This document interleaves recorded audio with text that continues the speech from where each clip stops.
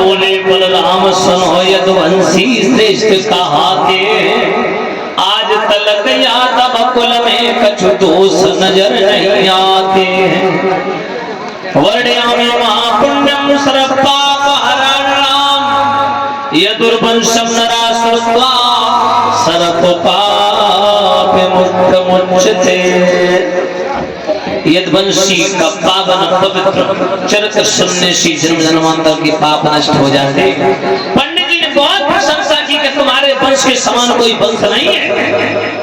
हे यदुवंशियों, तुम्हारे दर्शन करने से कल्याण होता है। आपके चरित्र को सुनने से प्राणी भवसागर से पार होता है। एक वो भी ब्राह्मण थे जो भगवान कृष्ण बलराम की प्रशंसा करके सच बात बोलने में बिल्कुल हिचकिचाने नहीं। और कुछ आज भी देखो ऐसे ब्राह्मण हैं। घटना हुई थी, कोई यादव कथावाचक थे, उनके साथ में गलत व्यवहार किया था। कुछ नीच प्रवृत्ति के विदेशी नीतियों के लोग हैं।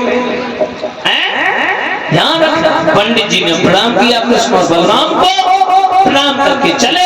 2-4 खेत निकल पाए, खांसने लगे। सोई बलराम से कन्हैया बोले, भैया पंडित बूढ़ है, मरियो तो ब्रह्म हत्या लगे है। कन्हैया से बलराम कहने लगे, कृष्ण वो श्वेत घोड़ों वाला रथ है जिसकी गति पवन से भी ज्यादा तेज है। घोड़ों को जोड़ करके जाओ, पंडित जी को छोड़ के आओ कुंदनपुर में। और किसी से खड़े मत होना, रोके तो रुकना नहीं, चुपचाप नहीं पाए जाओ, वापस आओ। माता उसी समय चले। कृष्ण ने इशारा पाया, घोड़ा जोड़ करके रथ में पंडित जी को बैठाना। पहले तो धीरे धीरे रथ चलो, और जो निकले हैं द्वारका, बलराम ने पीठ फेरी, रथ आकाश मार्ग में उड़ गया।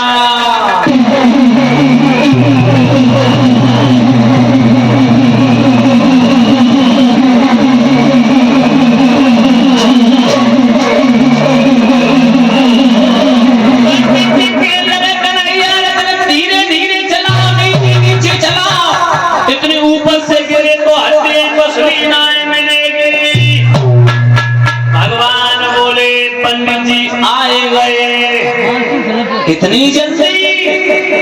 माताओं 3 दिशाओं में फौज लगी, पूर्व पश्चिम दक्षिण, भगवान ने उत्तर दिशा में लोपा देवी को मंदिर खड़ा किया। पंडित जी से कही, हम अकेले सेना तमाम में काय खून खराबी हुए, तुम ऐसो करो रुक्मणी को पूजा के माने भेज दो। पंडित जी चलते थे, रुक्मणी के पास में पहुंचे। रुक्मणी जी ने जो देखा पूछा, पंडित जी कितनी सेना आई, कितने हाथी घोड़ा आए, कितने सूरवीर आए मुझे लेने के लिए?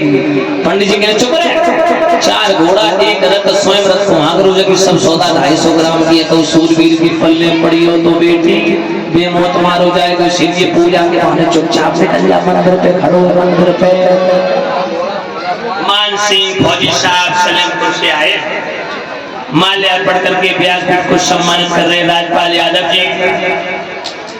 एक माल्या अर्पण करके 101 मुद्राओं के हाथ से व्यासपीठ को सम्मानित किया। हिमांशु यादव, सनौर सुनील यादव मास्टर साहब 101 मुद्राओं के हाथ से व्यासपीठ को सम्मानित किया। भगवान कन्हैया सुख शांति प्रदान करते रहे। कलश वाली बहनें बाहर निकल आए।